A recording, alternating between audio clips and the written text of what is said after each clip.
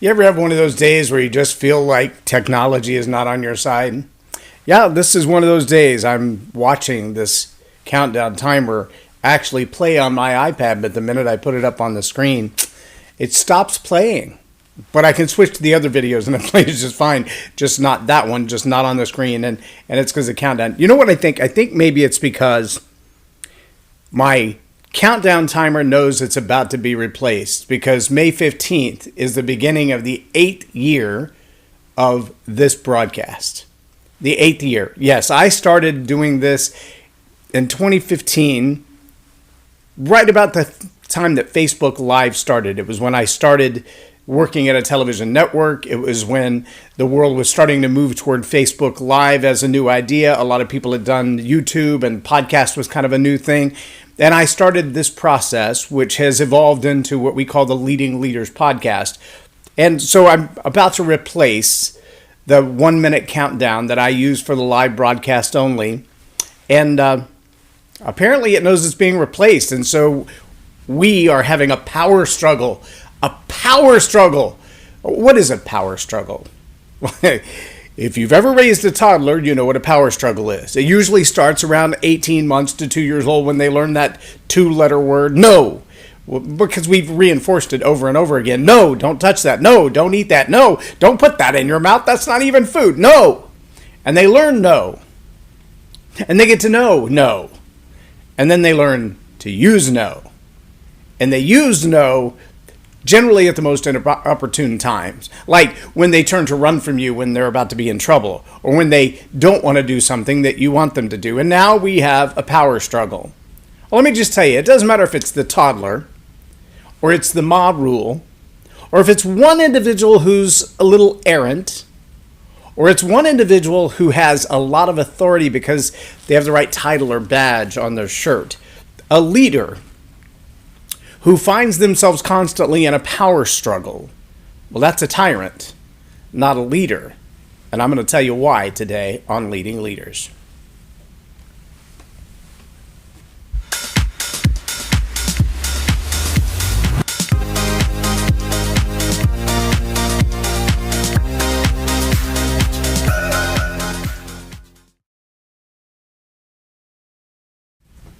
I'm J Loren Norris with Leading Leaders podcast, and I have been in that role of raising a toddler. In fact, 4 of them. And now there are 10 that call me Poppy, and I get to spend quite a bit of time with those little people as well, and things haven't changed. Expectations may have changed. Whether it's a switch from the tree, or it's time out in the corner, or it's let them do what they do. Which has changed. We still find ourselves in the same place. It's a power struggle. It's a matter of defining who's the adult in the room. Boy, that's a phrase that's taken on a new meaning recently, isn't it? It's a matter of defining who's the adult in the room. Who's responsible for the outcome of what's going to happen here, now, and next. And generally speaking, if there's an adult in the room, someone legally over the age of 18, or someone who is responsible by providing the birth canal for that little person to be here, they will be held legally responsible for the misbehavior or the bad ideas of said toddler. Now, we can take that same framework of structure, the one held responsible for the behavior of the others, and move that across the litany of humanity. If there's one group of Cub Scouts and only one troop leader, Cub Scouts do something wrong, troop leader gets in trouble. Right? If we're talking about a commanding general or a sergeant over a platoon, if the troop does something wrong, the leader gets in trouble. That's the way it works. That's the way it's always worked. But see, sometimes we find that power struggle is not being exerted by one individual trying to get control over another. It's that mob mentality. It's that group of defiance. Maybe you've seen the video. I'm trying to remember the name of the movie.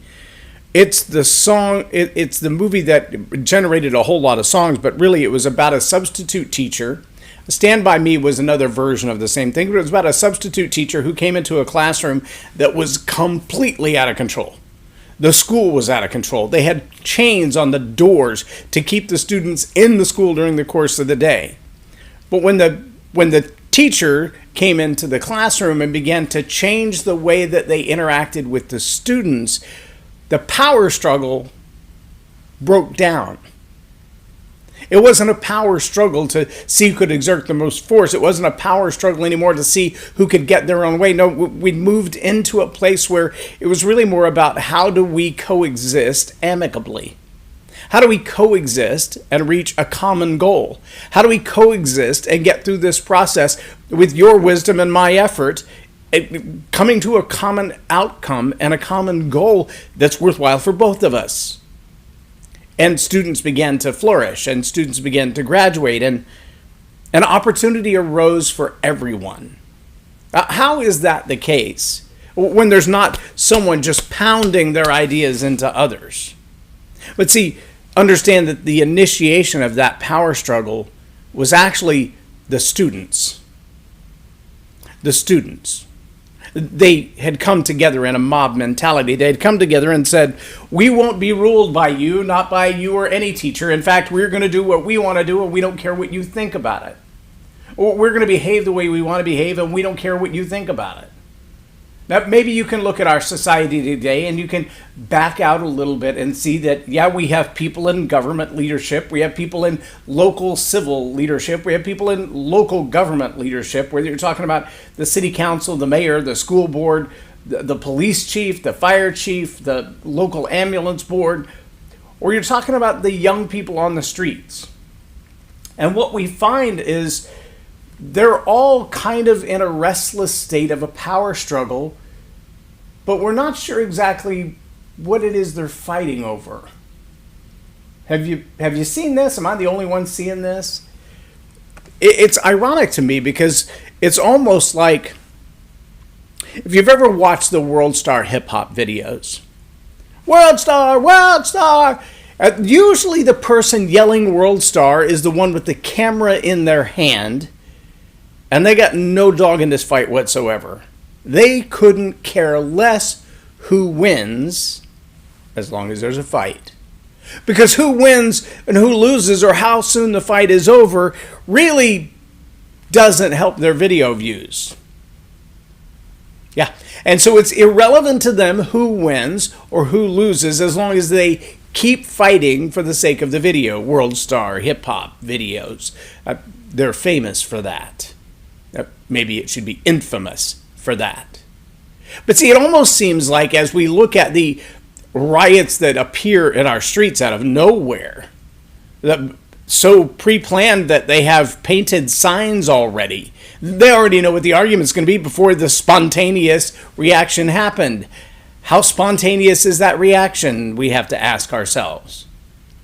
Now, I know when raising toddlers that you get spontaneous reactions. You get an emotional reaction to, you just took away my favorite toy, or I wanted to play with that, or I wanted to put that weird thing in my mouth because I'm a toddler and that's what I do.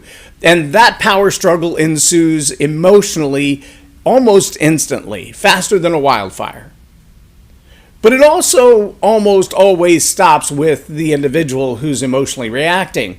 At whatever point or whatever means that emotion begins to get under control again.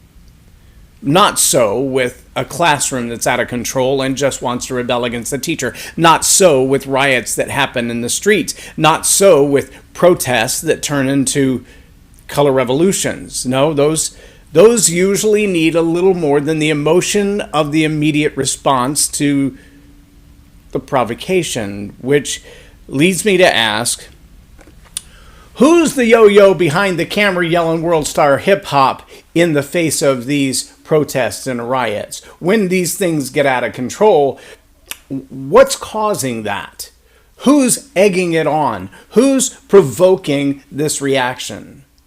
See, the leader who can only find power through manipulating others' will, by stirring up emotions that are not even genuine, reactions that have no basis in fact or moral standing. That is not a leader, that's a tyrant. And that tyrant may not stand face to face with you and poke you in your nose and say, I will make you submit, but they will use mechanisms around you for their benefit. They will cause problems around you. Never let a chaos go to waste, right? Never let a crisis go to waste. No, they thrive on chaos. They look for that opportunity to stir the pot, so to speak. And these kinds of leaders, they really don't have anything in mind. In fact, they're kind of like the world star hip-hop video maker. They don't care who wins the fight, and they don't care who loses the fight. And here's the worst part. They don't care about the damage that's done along the way. See, if you've ever been in a fight, your first instinct is get out of the fight as fast as you can and don't break anything. Your bones are the other bones. And even if this is a heated, passionate fight, you don't want permanent damage to either one of you. Most people have a moral sense of that. And in fact, is why you hear the phrase, they didn't fight fair, or they don't fight fair. But when you're the third party observer, you're outside of that, and you win no matter who wins. You win based on the chaos. You win based on the fact that there is a fight. You don't care who wins or loses. Think of the promoters.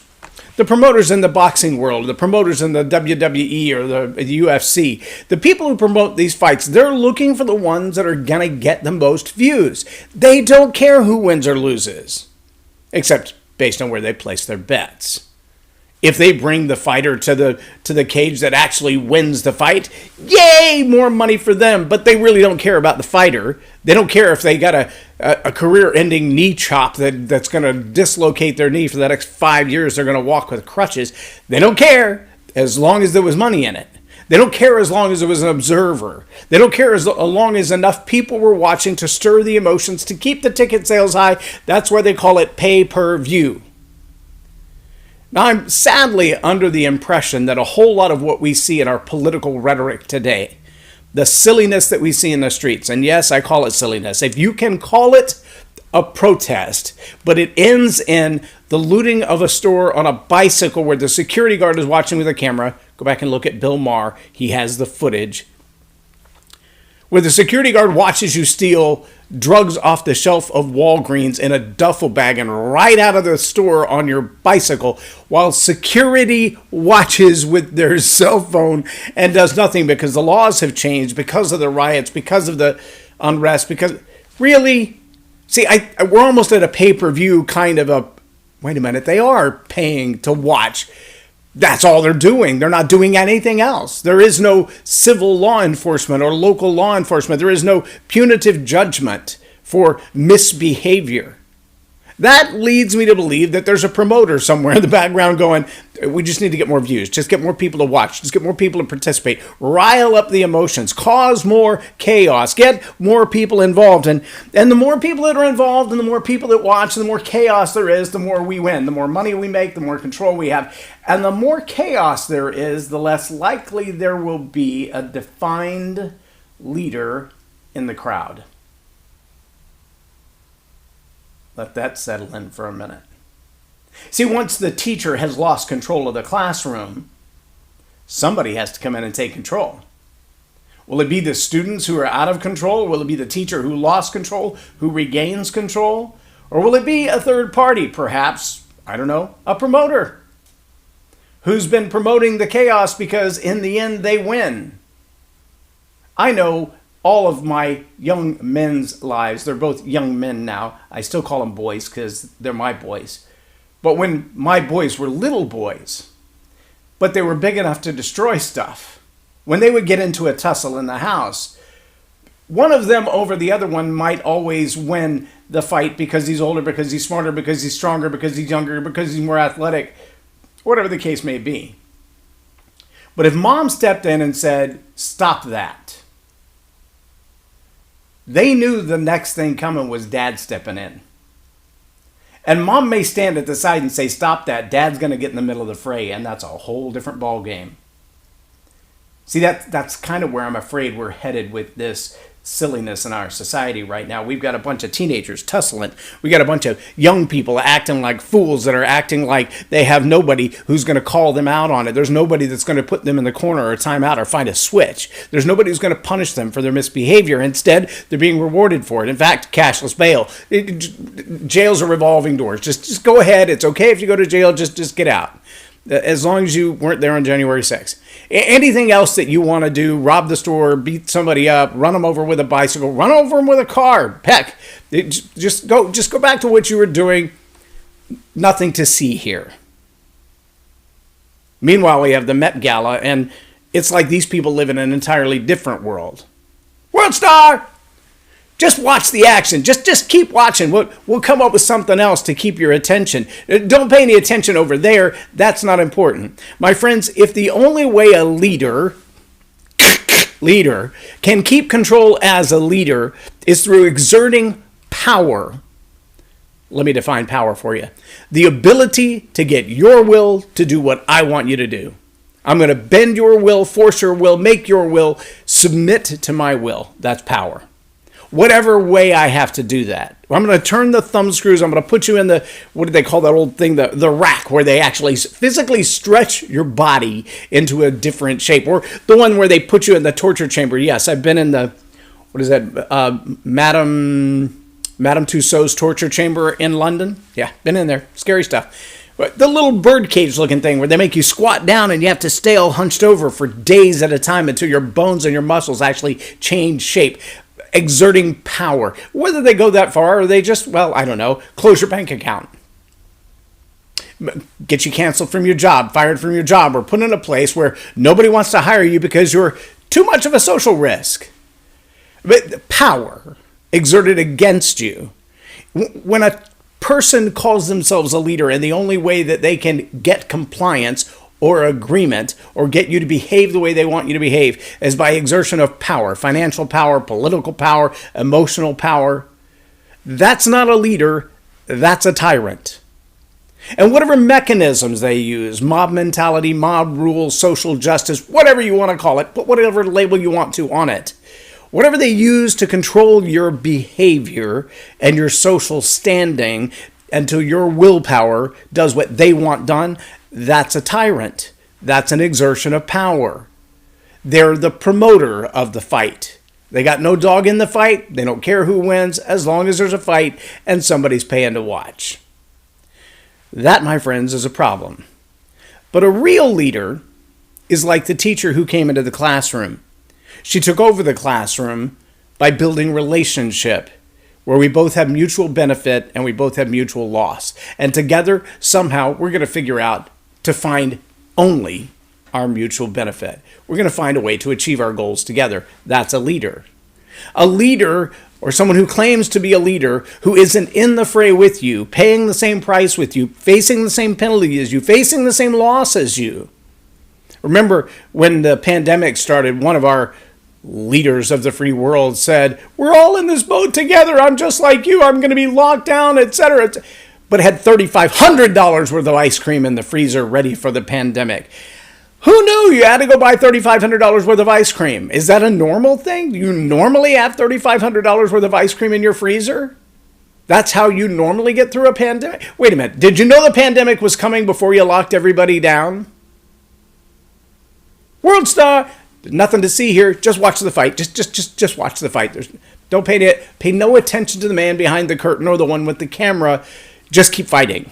In fact, somebody jump in. It looks like the big guy's losing. Somebody help him. Keep the fight going a little longer. Anything to distract while we do what you wouldn't agree with. That's not leadership. That's tyranny.